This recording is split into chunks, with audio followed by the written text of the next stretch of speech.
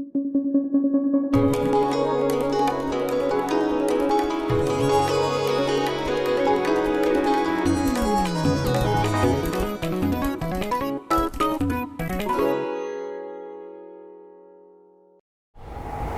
दिवसापूर्वी म्हणजे नेमकी तारीख सांगायची म्हणजे 19 मे 18 मे या दिवशी टूलकिट नावाचं एक प्रकरण समोर आलं.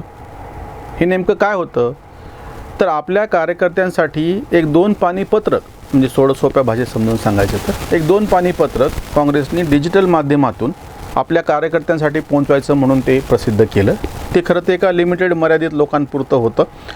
पण जसं तुम्हाला समजावं म्हणून सांगतो मी की जसं आपल्या एखाद्या नातेवाईकांचा व्हॉट्सअप ग्रुप आहे आणि त्याच्यावरती आपल्याला काही मेसेज टाकायचा आहे, चुकून तो सेंड फॉर ऑल जावा, तशा पद्धतीनं हे पत्रक लीक झालं म्हणजे बाहेर पडलं आणि नको त्या लोकांच्या हाताशी पडलं.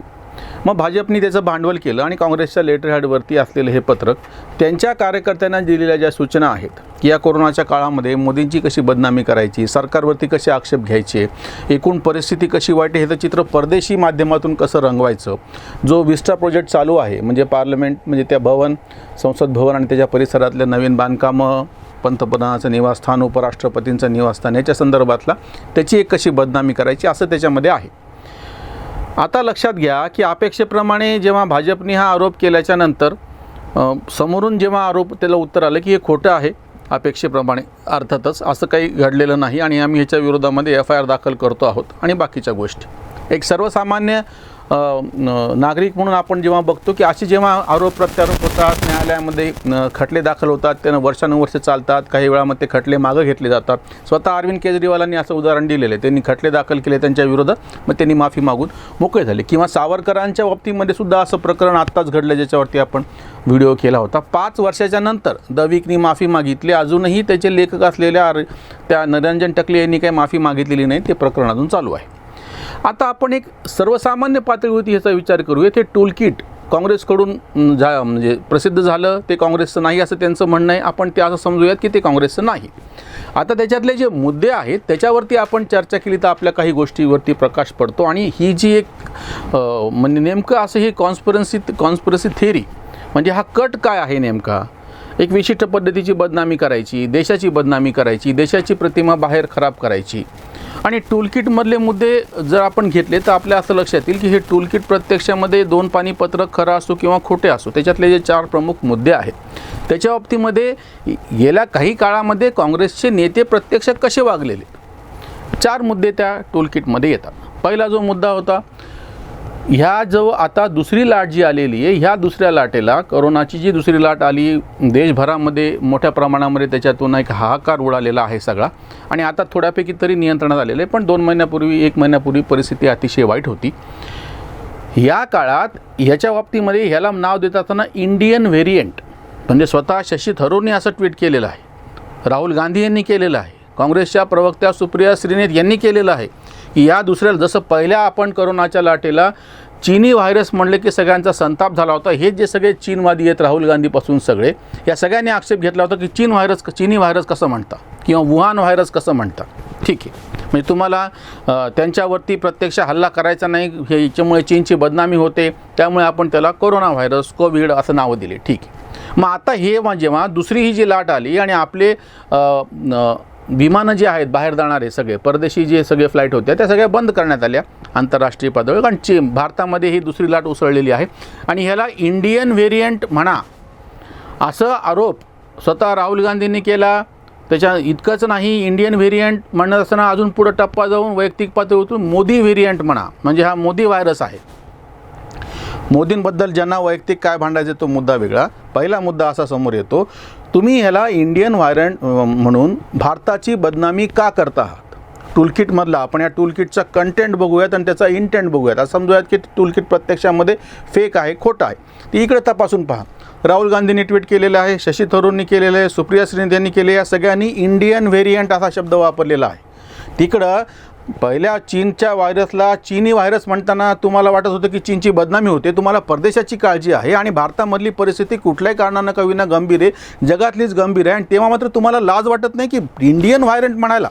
आपल्या देशाची बदनामी करायला अधिकृतरित्या ह्यांना काही वाटत नाही. इतकंच नाही, याच्यावर चर्चा चालू असताना तहसीन पूनावाला जे त्यांचे प्रवक्ते आहेत त्यांनी पण असं म्हणलं की भारताच्यामध्ये मोठ्या प्रमाणामध्ये ही लाट उसळलेली आहे आणि आपल्या सगळ्या इंटरनॅशनल फ्लाईट्सला परवानगी बंद केलेली आहे बाहेरच्या देशामध्ये. मग ह्याच्यामध्ये राहुल गांधींनी टीका केली तर काय चूक केलं?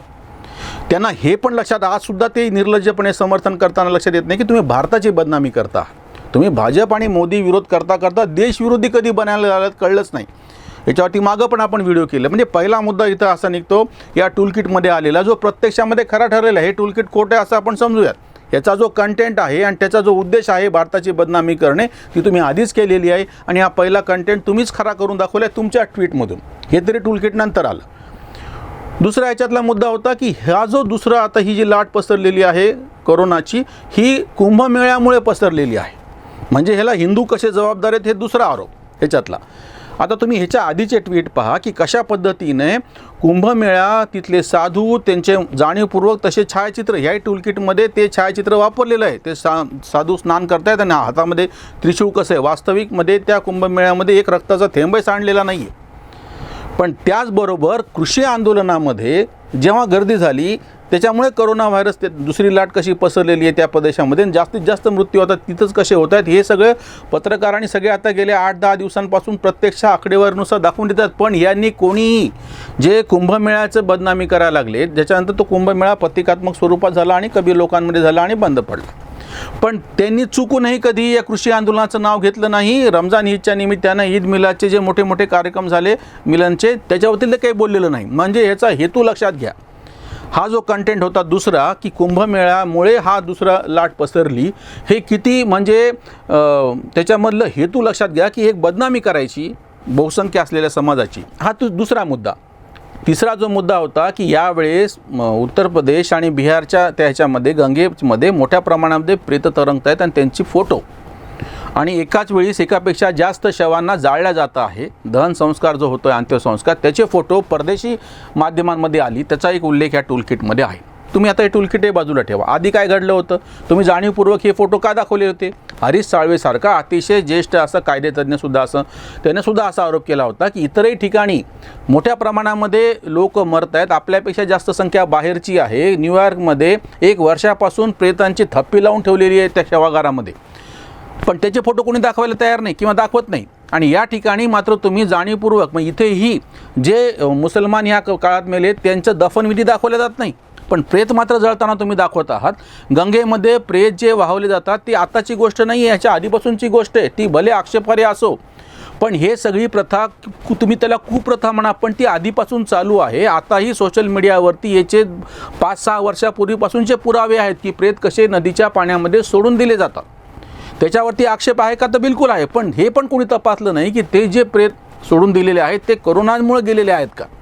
काहीच न करता एक सरळ आक्षेप असा करून टाकला की बघा हे कसे प्रेत वाहवले जातात. म्हणजे टूलकिटमध्ये पण तेच आहे. त्याच्या आधीसुद्धा परदेशी माध्यमात आपल्याकडचे एकापेक्षा जास्त शव एकत्र जाळतानाचे फोटो व्हायरल केल्या गेलेले आहेत, त्यांच्याकडे छापल्या गेलेत. आणि ह्या फोटोंना मोठी किंमत, कारण की असे फोटो ज्या कोणी त्या छायाचित्रकारांनी मिळवून दिले त्याला किंमत आलेली आहे. म्हणजे भारताची अशा पद्धतीनं बदनामी करण्याची एक मोहीम ऑलरेडी त्यांनी चालवलेली आहे. टूलकिट तर नंतरची गोष्ट झाली. म्हणजे सगळ्यात पहिले तुम्ही ह्याला इंडियन व्हेरियंट काय किंवा मोदी व्हेरियंट, म्हणजे भारताची बदनामी करण्याचा एक गोष्ट. कुंभमेळ्यामधून पसरलं म्हणजे हिंदूची बदनामी करण्याचा दुसरा मुद्दा. आणि तिसरा मुद्दा, जेव्हा हे प्रेतांवरची जी राजनीती, प्रेताच्या टाळूवरचं लोणी खाणं असं जे म्हणतात ना आपल्याला, त्या पद्धतीनं की हे आपल्याकडे कुप्रथा का होईना ती आधीपासून होती, त्याच्यावरती काय आपण बंदी कशी घालावी, काय करावं, तो वेगळा मुद्दा आहे. पण ह्याला कोरोनाशी जोडायचं आत्ताच्या आणि बदनामी करायची. आणि चौथा जो मुद्दा आहे की व्हिस्टा प्रोजेक्ट जो आहे, संसद भवन आता मोठं करायचं आहे, तेव्हा तिथं म्हणजे पंतप्रधानाचं निवासस्थान, उपराष्ट्रपतीचं निवासस्थान आणि इतरही अनेक गोष्टी आहेत.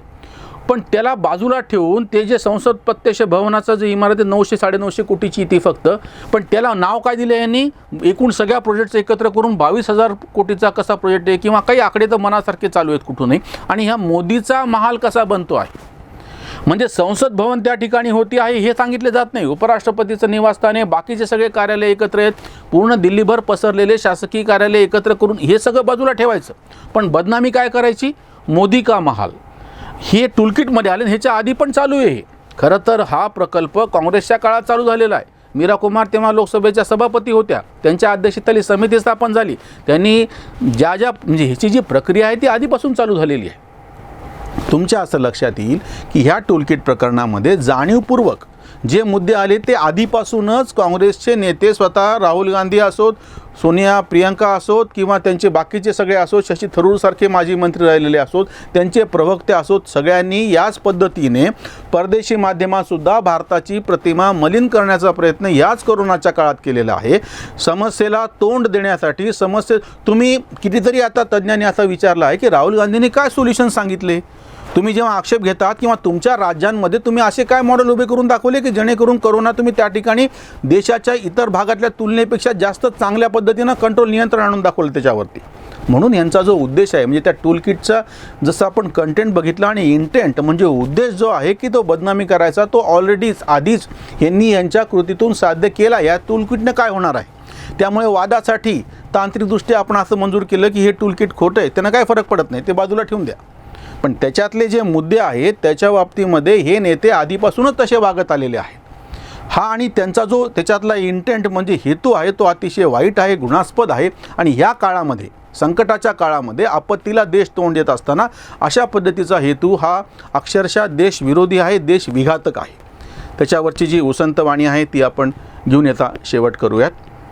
कोरोनाला म्हणू मोदी व्हेरियंट, कोरोनाला म्हणू मोदी व्हेरियंट, वाहू दे करंट विद्वेषाचा. कोरोनाला म्हणू मोदी व्हेरियंट, वाहू दे करंट विद्वेषाचा. कुंभमेळ्यामुळे करोना प्रसार, कुंभमेळ्यामुळे करोना प्रसार, ऐसाची प्रचार करू आम्ही. नदीत वाहू की स्मशानात जळो, नदीत वाहू की स्मशानात जळो, प्रेत चित्र मिळो छापायाला. जळणारे प्रेत दिसे मोठे छान, जळणारे प्रेत दिसे मोठे छान, प्रतिमा हो घाण भारताची. आम्हा सन दिसे कृषी आंदोलन, ईदचे मिलन कदापिही. आम्हा सणा दिसे कृषी आंदोलन, ईदचे मिलन कदापिही. New York times, Washington post, New York times, Washington post, तिथं लिहू गोष्ट देशद्वेष. आणि शेवट आहे त्याचा, कांत म्हणे जाणा विकृतीही नीट, कांत म्हणे जाणा विकृतीही नीट, हेची टूलकिट काँग्रेसचे, हेची टूलकिट काँग्रेसचे.